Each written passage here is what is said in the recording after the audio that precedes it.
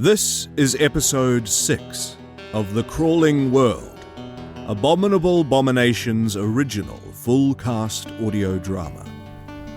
If you're joining us for the first time, a hearty welcome, weary pilgrim.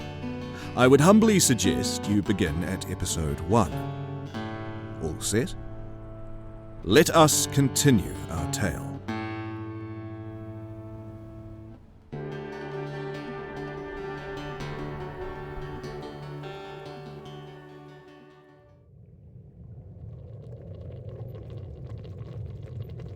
You know, you can only slice shiver root so thinly. Once it's in the pot, it'll get stodgy if it has to boil too long.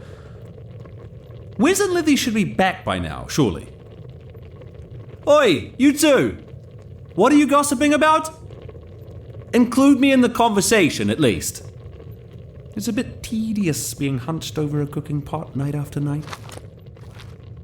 Sorry, dear heart. I was just trying to explain the route we used to take to the city. It's easy to forget that this is all new to Asher. Too right. I think the image of watching him try to eat his first bowl of soup will be forever burned into my memory. Thank you. Don't mind him. He starts to get a bit grumpy if we're late for dinner. He needs to keep his strength up. My big, strong Garm. Oh, for heaven's sake. Deal with it. Enough wittering. Asher, come here. Garm, go and look for those two layabouts.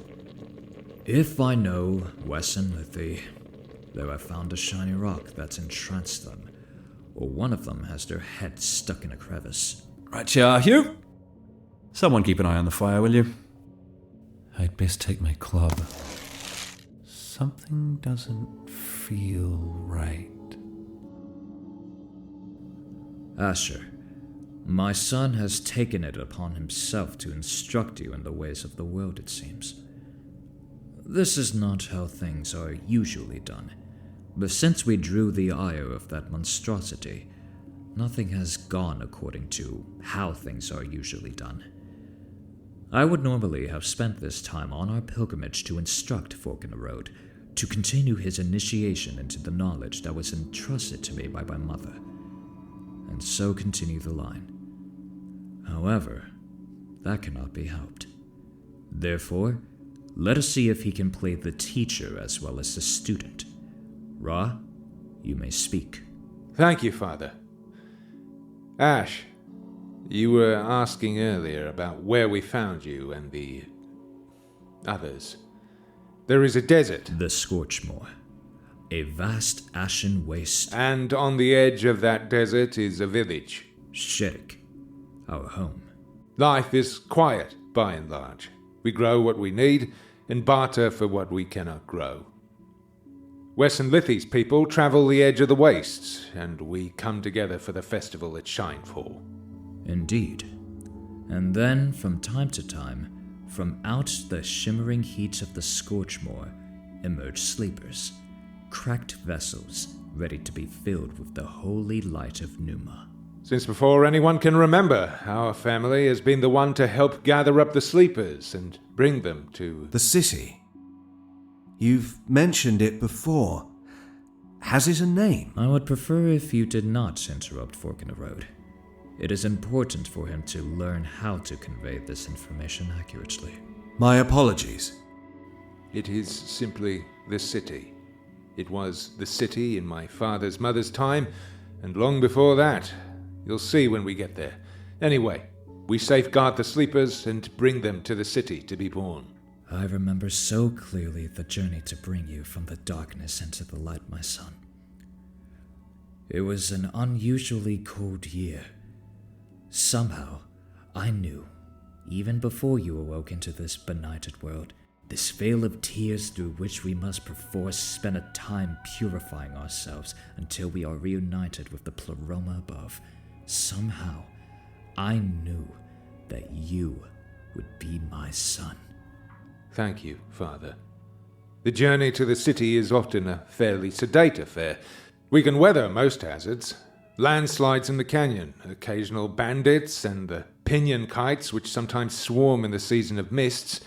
Of course, we won't be taking that way around this time, but I digress. We begin here. Once we leave the outer boundaries of the village, the first leg of the journey takes us through the grasslands, along the trails laid down by Wes's ancestors. Not Lithee. I thought you said they were of the same people. There were once 2 tribes. But that is a tale for another time. Focus, my son. The journey.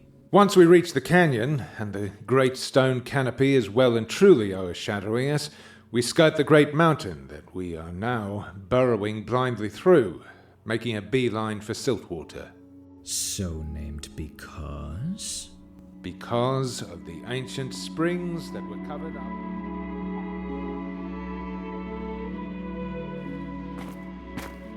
I think this is far enough. If I reckon aright, we should be no more than another day's travel away from seeing the light at the end of this tunnel. That being said, how did Hugh know that this would extend right under the mountain and out to the other side? More than my job's worth to know, I suppose. Time to report back. 4 roots branching and... Where's the sigil? Wes? I thought we marked every turn? No matter, there's still the scratch map. Wes! The map! Now that is a good patch of murk moss. Add that to a mushroom soup and it'll thicken up nicely. I'll be having that. And that lichen too. Wes! I can't remember which way we came. I can't see the marking we made to indicate which of these passages to follow back. What? Nonsense. We've been using my piece of limestone. Father Travertine gave it to me and it never rubs off. Regardless, the map we've put together should... It's blank! Oh, how can this be? This is impossible. There must be a malign influence over us. What if it's the child? What if it's somehow following us? Well, there's nothing we can do about the map now, but a Swordlander never loses their way. Let's look for the markings again. Wes, I hate it when you say that. You know, I'm not really a... I'm sorry, Lithee. You're as good as any of us out on the grasslands. I would never have taken you along on this pilgrimage if I thought you weren't up to the task. Vaulting canopies and shifting meadow trails are one thing. Dark tunnels through hulking great mountains, probably filled with slimy crawly things and echoing with gods know what, are another. We've not steered the rest of them wrong so far. Before you know it, we'll be out of this mess and into... The grey grease? You know what? I'm starting to feel quite comfortable in this frying pan, thank you very much. That urge I had to leap out into the fire is fading away very fast. It's this way. What? How do you know? I found the marking. Oh, well, that's all right then. Come on, let's get back and tell the others the good news. I bet Garm's cooking up something tasty, or at least filling. Slings out, Wes. I suppose it was only a matter of time until the frying pan got too hot. That's strange. This lot doesn't look like Wes and Lithee's usual route markings. Still, they can't be too much further along. At least it seems they've found us a clear path ahead. That old Hugh must know something we don't, seeing as this tunnel goes clear through the base of the mountain.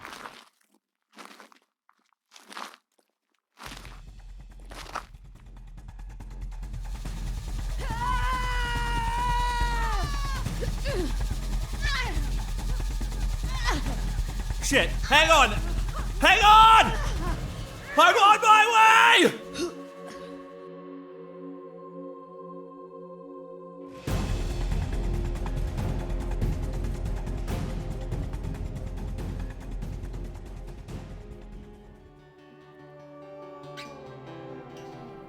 You have been listening to part 6 of The Crawling World. Tune in this time next week for the following installment of our story.